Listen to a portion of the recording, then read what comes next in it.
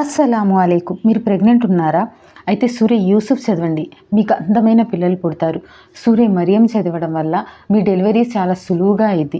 సూర్య ఇన్షిరా చదవడం వల్ల మీరు పురుటు నొప్పులు అన్నవి మీకు తగ్గుతాయి అని నేను చెప్తాను అనుకున్నారా? అస్సలు చెప్పనండి. ఇవి చాలామంది ఎవరైతే ఇస్లామిక్ వ్లాగర్స్ ఇన్ఫ్లుయెన్సర్స్ ఉన్నారో వాళ్ళు కొంతమంది ఏంటంటే ఇలాంటి వీడియోస్ చేస్తున్నారు. అదేవిధంగా చాలామంది మన ఇంటి దగ్గర కూడా సూర్య యాసిన్ చదువు, నువ్వు ప్రెగ్నెంట్ ఉన్నావు కదా, చాలా మంచిది, సూర్య మరియం చదువు, నీకు ఫ్రీ డెలివరీ అయ్యిద్ది అంటారు. అలా ఏం కాదండి. ఖురాన్ చదవండి. ఖురాన్లో ఒక్క ఆయత చదివినా కూడా పుణ్యం. అలాగే అల్లాహ్ దగ్గర దువా చేసుకోండి ఎక్కువగా.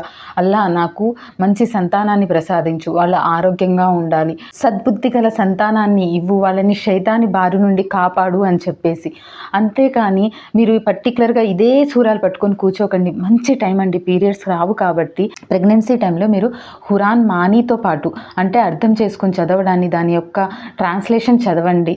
అలాగే నమాజ్ చదవండి, అల్లాహ్ దగ్గర దువా చేసుకోండి. ఎవరు ఏది చెప్పినా కూడా గుడ్డిగా నమ్మేసి వాటినే ఫాలో అవ్వకండి.